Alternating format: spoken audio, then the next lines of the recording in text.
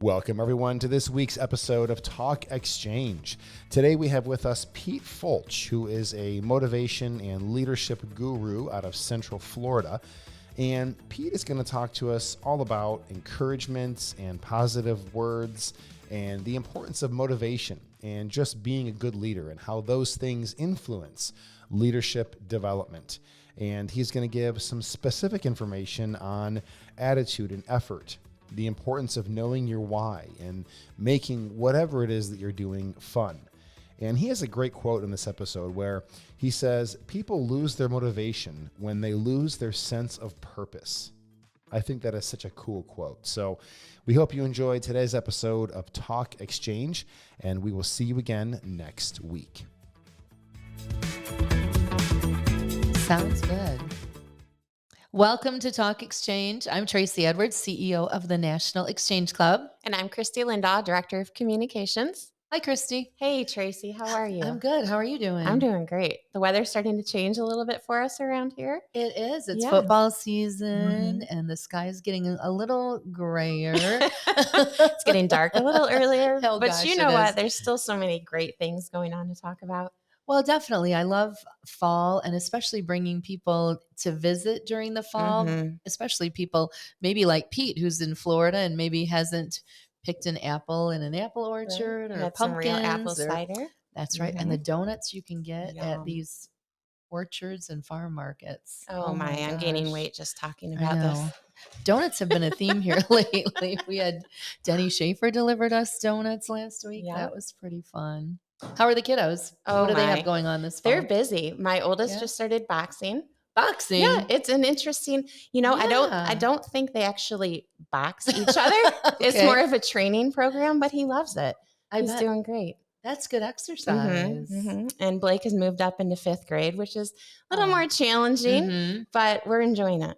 Good. So they grow up fast. I can't wait to hear about how the boxing progresses. Leave it in the gym. Oh, yeah.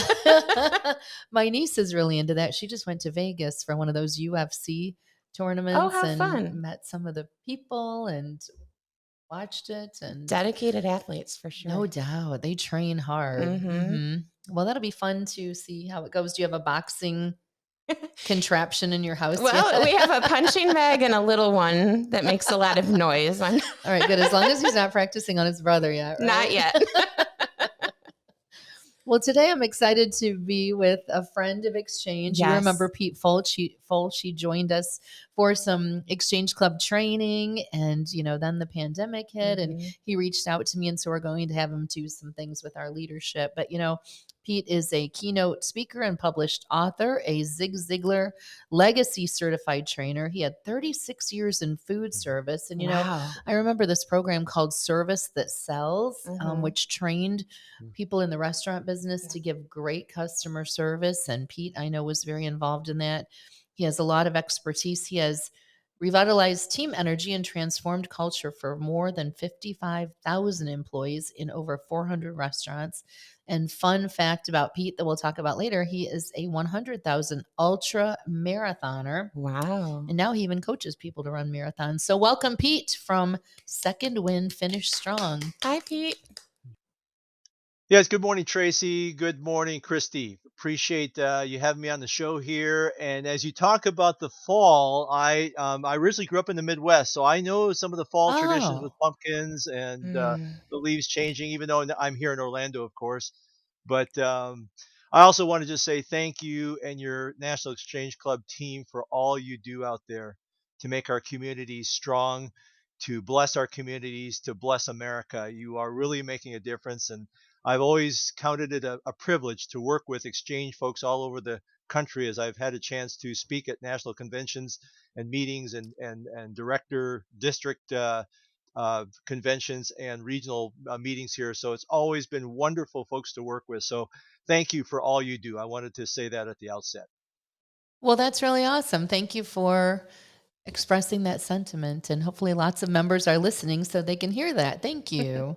Yes, absolutely.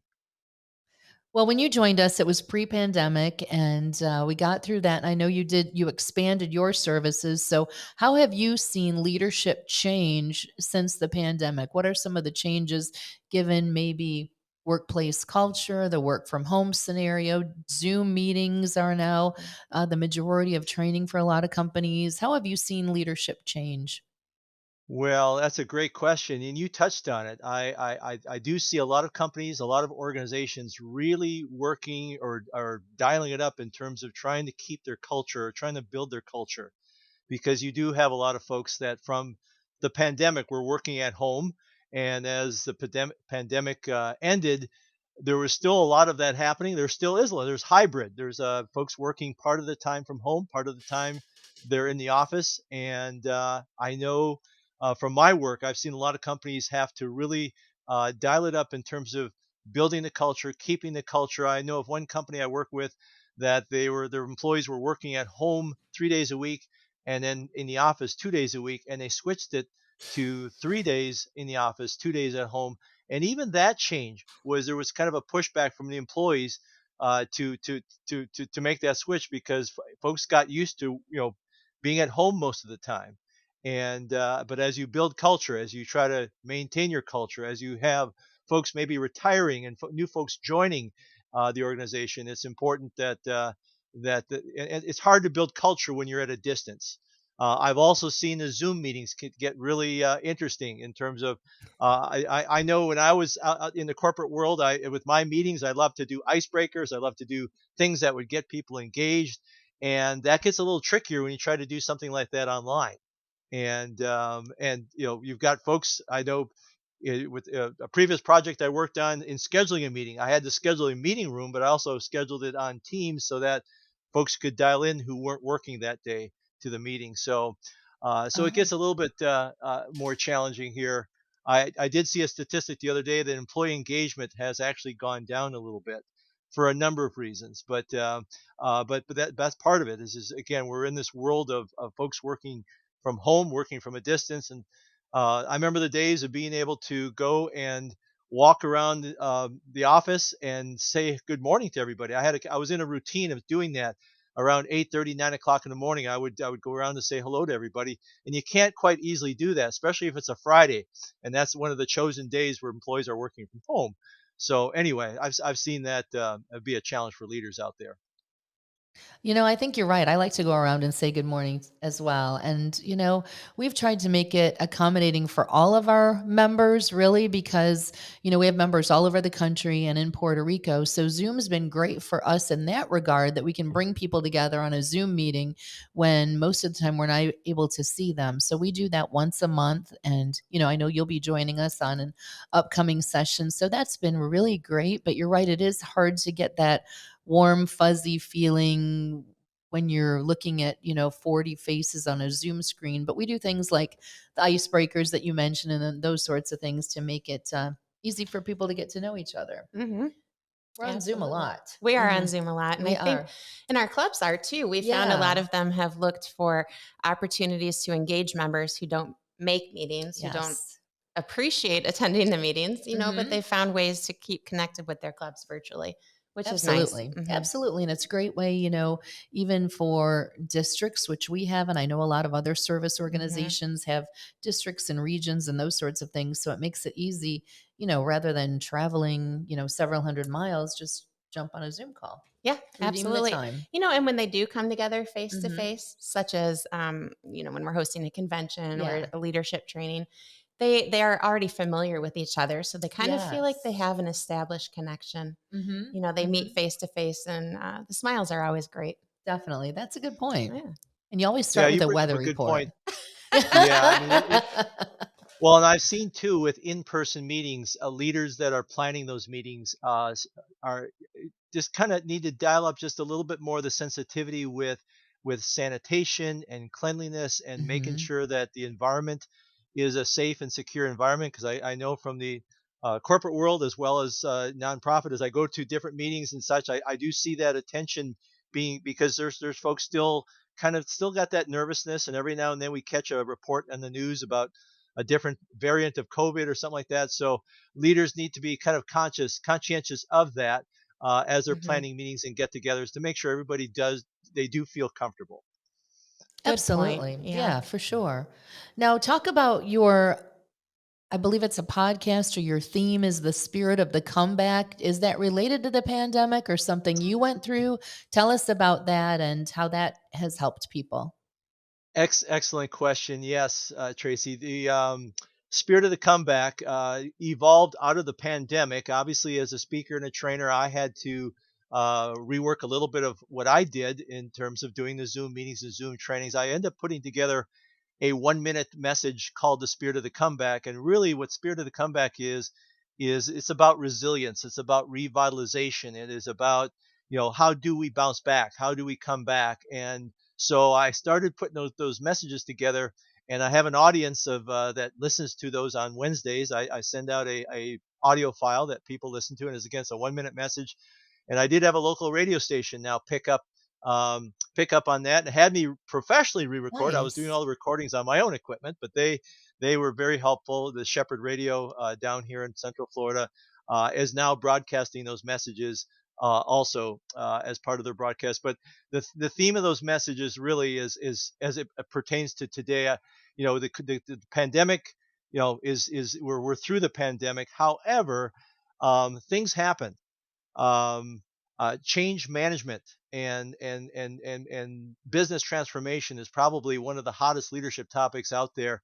So companies are going through changes as it relates to the environment, as it relates to what the market is doing, as it relates to technology. And so for some employees, that can also be kind of a setback in the way of, hey, I've got to change what I do, got to change my process. And so again, I've put together 60 messages, and they're 1 minute messages that help people um, with putting in having some good disciplines and practices in place to help you bounce back, because we all need to bounce back, to revitalize, whether it's a change of business, a change of technology we're using, change of a team, a change of responsibilities. So that's the focus, the spirit of the comeback. I'm coming back even stronger than ever with this new process, with this new procedure, with this new change that we're going through.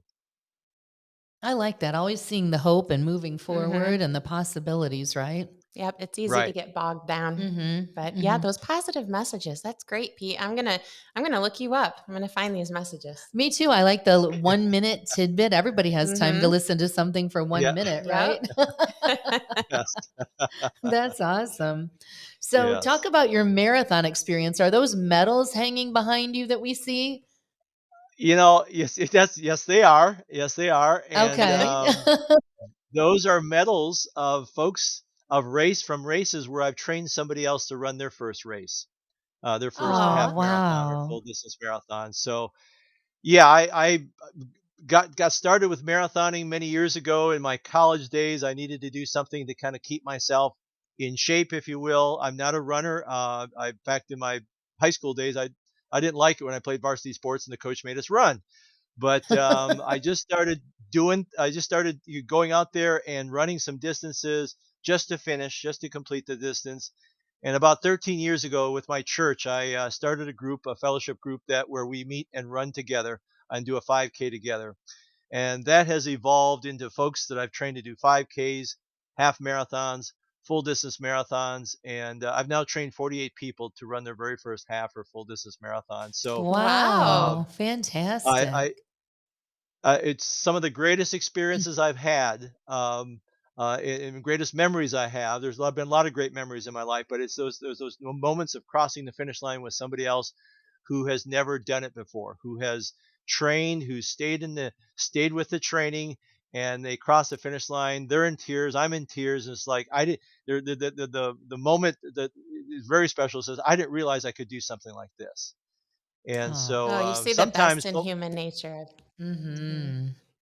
Well, and some people will ask me, what are some of the greatest races or finisher medals that you've earned? I said the greatest ones are the ones that are hanging around somebody else's neck that I've had a chance to train. But I will also share with you because I know with the spirit of the National Exchange Club and the spirit of patriotism and our country being strong, Back in 2019, I ran the Marine Corps Marathon in Washington, D.C. And my goal with that marathon was to run it with a full-size American flag to honor our I troops, to honor remember that. Yes. a- and um, and there was such a response from the military community and veterans that I continued to run with the flag. And so since 2019, October of 2019, I have trained with the flag. I'm now on my fourth flag, by the way, because I change them out when they get, when they don't look as good or whatever. But and I am 25 miles away from hitting 6,000 miles with running with the American flag. Wow. And Congratulations. so yeah, so it's really been neat to just again throughout this community and throughout Orlando as I run races, just to encounter veterans, to encounter people in general that love to see the flag Mhm. and are inspired by seeing the flag out there. So that gives me continued inspiration, motivation to carry it. So anyway, that's also part of the marathon running is carrying the American flag with all the miles. Well, I love that, and that would really resonate with our members, so I think there's some opportunity to make some connections there. That's Hmm. amazing. So, I'm thinking too that there are a lot of characteristics of people who run marathons that cross over to leadership, right? The strength and presence of Yes. mind, the dedication, Hmm. the discipline, those sorts of things, right? Right. Yes. Absolutely. Yeah, there's a Wow. lot that I've learned, in terms of just perseverance and hanging in there, and the mental side of thing of having the right mindset. And so that's what we talk a lot about with the groups the runners I train, is just having the proper mindset, staying positive. The Mhm. theme of our group is together has power, and the reason that evolved because myself and other runners have experienced that when you try to do something by yourself, it's not as easy. It's not, and it becomes very difficult. However, when you're with a group doing a 5 mile run or a 10 mile training run or whatever, we run so much stronger when we run together. So that's a very valuable lesson for leaders and for individuals and folks that you run so much stronger when you have the support and encouragement of others going the same direction that you're going.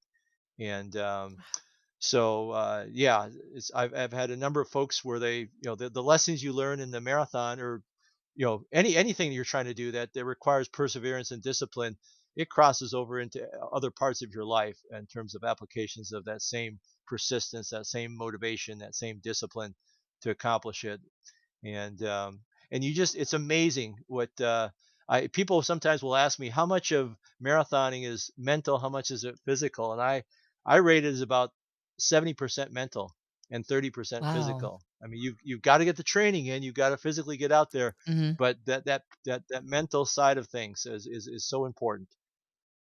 I'm sure throughout that training experience, you see people get down and get discouraged, Hmm. right? Yes, yes. Absolutely. So it validates the power of encouragement.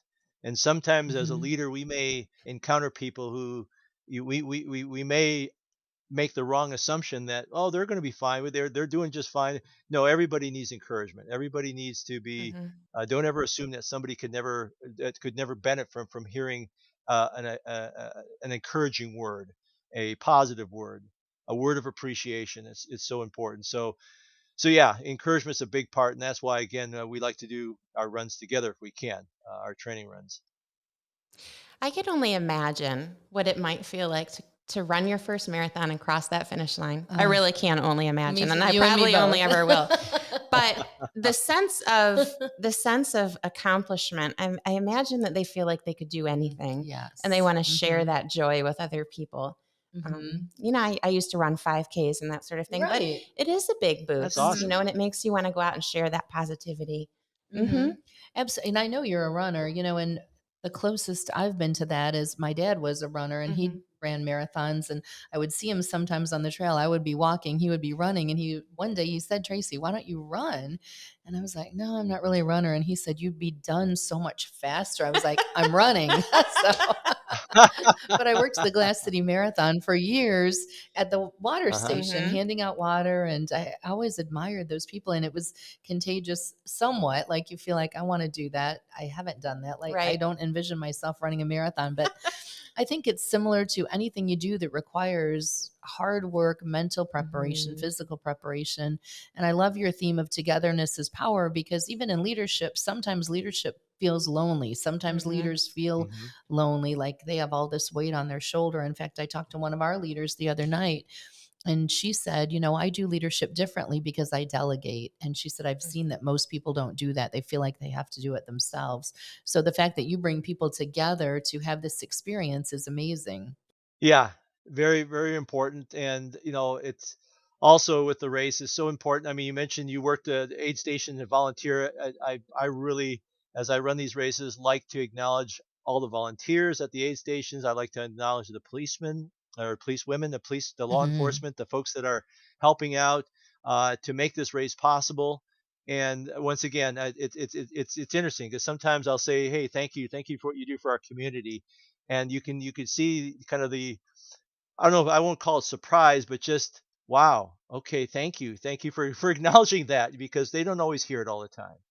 And That's absolutely so I true. it, it, so so yeah, so it definitely the power of encouragement, the power of positive words, the power of just and getting others involved and doing it together makes a big difference.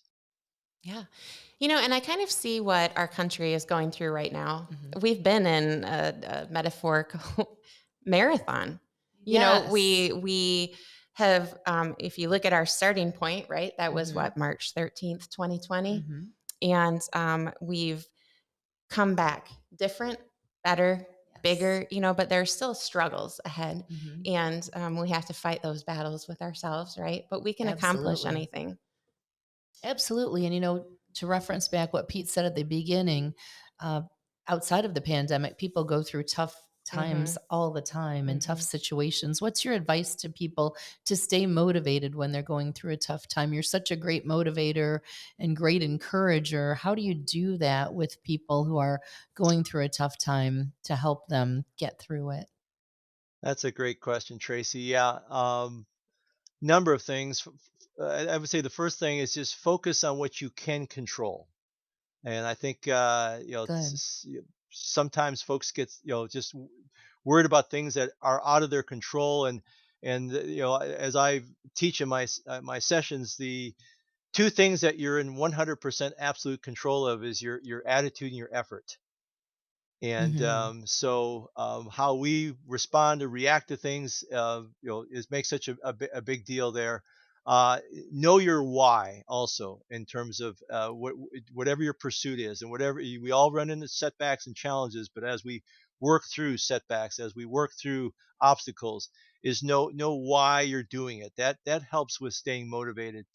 I think it's also important to keep your language positive. And so again, that comes from another session I teach called Words of Life.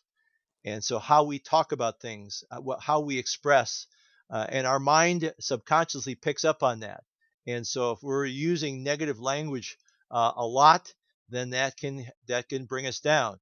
I also sometimes my participants will laugh at me, but I say, hey, manage and compartmentalize when you access the news and when you access the media and Good when you access point. social media, because there's just a lot of negativity that can come through with all of that. And so having it on all day or having it in the background as you're working on your computer, I don't think that's a good idea, because what you're getting fed or you're picking up on is all of what's wrong with the world. And so it's not like Hmm. we're ignoring the world, but we don't need to we need to manage that. And that's important. Uh, to borrow from what we talked about earlier, it's important that part of staying positive is being with other folks that are encouraging and positive. And together has power. If there's a power when you're going through something together with somebody, other people that have the same goals or they're going the same direction there, to encourage and find ways to keep it fun. I think sometimes we lose sight of just we can get so bogged down on just what's wrong, what's not happening right, or the struggle we're going through, or the struggle the community is going through. And so find ways to make it fun out there. And that's a way of keeping motivated, staying positive out there. Great tips. Yeah. Absolutely. I hope that this helps some of our members carry through, if they're struggling or Hmm. they're planning, they know someone who needs help. Hopefully this will Absolutely. help them. Yeah. Well, that's a good point too, Christy, because I know during the pandemic when we started on Zoom, and we started our initiative where we phoned we tried to phone as many Yeah. members, no way to phone all of them, but we phoned members. And I came across a gentleman who said that those Zoom meetings really saved his life because he Hmm. was so lonely and so alone. And, I always think about him and about that because service clubs like Exchange are a great vehicle to help people who are lonely and Hmm. alone because we offer them that camaraderie, the encouragement, Hmm. the support, but also the involvement to Right. get in there and do something where they feel so valued, right? They have purpose. And it Yes. illustrates Pete's point, togetherness is power. Correct. I love it. Good Well, and stuff. yeah, you also brought up a great word called purpose, and I think it's so important that we remind, whether we're in a employment setting or a volunteer setting, that what we do, the purpose of what we do. So today, as we had this cook off, or we cleaned up a park, or we put out some flags, remind people of the impact that had on the community. Remind your volunteers. Remind Yes. that this is what we did today made a difference, and this is how it made a difference. Because people lose their motivation when they lose their sense of purpose. Who am I? What am I? What do I have any value? So it's again reminding, taking as a leader, just taking time to remind your volunteers the impact. And you may not hear something right away. We may not always experience the fruit of our efforts, but remind people of the seeds we've planted in our community and how the community is stronger as a result of what we did today, or what we did last week, or as you wrap up a meeting, just remind people once again of why we're here at Exchange, what we're all about, and the difference we are making. That's a great point because so many times we hear that volunteers don't want to toot their own horn, so Hmm. to speak, but it's so important to not only realize the value with your group, but highlight the value to the area you're in, your community. Let the community know the value of having you there and the work you do, right? Yeah, Mhm. Yes. we've seen people embrace our awards program Yes. more as we've talked about the importance of Hmm. the awards, how it shows to your community the dedication, the commitment, and it also serves as positive reinforcement for your members. When they get to Definitely. look at that and they look back at a project they completed or how it made them feel, we do believe the awards matter. We do Yeah, because it showcases the value of having that club in that you community. bet. Hmm. It's a positive, powerful proof of the impact you make. Say that one more time. Positive, powerful proof of the impact you make Great job. in the community. Thank you. I love it. Well, Pete, we're excited to see you again soon. I know you're going to do some other training for us, and we're excited about that. So if people want to get a hold of you, and people who are listening should get a hold of Pete Folch because Hmm. he's such a powerful force and a positive force, really, in helping with so many areas of not just leadership, but as you heard, motivation and mindset and Hmm. positivity and finding your purpose. So, Pete, if people want to get a hold of you, how do Yeah. they do that? Thank you. Thank you, Tracy. Yeah, getting a hold of me, I have a website, secondwindfinishstrong.com, all together, one word, secondwindfinishstrong.com. I am also on LinkedIn. You just go into LinkedIn, dial up Pete Folch, and I should come up there. My business cell phone is 407 So again, welcome any chance to help serve you, Wow. serve your team in whatever way I can. I have Thank to you. say, putting your cell phone number out there, you really want to spread positivity. He does. I hope his phone starts ringing off the hook, right? Send Pete a text message and tell him Yeah, how much yeah. you enjoyed this message. Pete, Oh, what are your parting thoughts for our audience out there today? well, first of all, thank you. Thank you for having me on, and thank you for the opportunity later in October to help serve the team with a couple of groups in that setting here. But just again, my encouragement to all of you. I guess I'll share with you. You hear a lot of different definitions of leadership, and I like I always encourage folks to be servant leaders. And that's what many of you are. You're servant leaders out there, and the definition, my definition of servant leadership is putting the needs of others. A servant leader puts the needs of others ahead of their own needs, but without neglecting their own needs. So what I mean by that Mm. is, yes, it's important to prioritize the needs of your team ahead of your own needs. However, do not neglect your own needs. So take care of yourself, Oh, because it's hard to be an That's effective deep. leader Hmm. without taking care of yourself. So putting the needs of your team ahead of your own needs without neglecting your own needs. Um, and that's what kind of that's the definition I've embraced of being a servant leader out there. So take good care of yourself, take good care of each other out there, and continue. My encouragement is to continue to have the impact you're having in your communities. Again, it makes a difference. A lot of people, again, are experiencing the impact of what you do to make your community stronger. So thank you for all you do. thank you, Pete. Thank you, Pete. It's been a joy to chat with you today. Thank you so much, ladies and gentlemen listening. Secondwindfinishstrong.com for more information. You know, togetherness is power, and I'm fortunate that I get to work with you every day, Christy. Aw, I mean, me really too. positive, motivating force, and Oh. always the encourager. So thank you for Well, that. thank you. It's important to have somebody like that in your life. Ditto. I would throw all those compliments right back at you. Well, thank you. Yeah. The dynamic duo right here. We are. I think we can say Yes. we're positive and encouraging for Yes, sure. maybe a little bit of trouble too. Sprinkle of that thrown in doesn't hurt anybody. Not at right? all. Pete said, "Have fun." Have fun. That's it. All right. Yes, that's right. Thank. So Well, thanks so much for tuning into this episode of Talk Exchange. And to learn more about the National Exchange Club, please visit nationalexchangeclub.org. And thanks for tuning in. We'll talk to you next time. Have a happy day.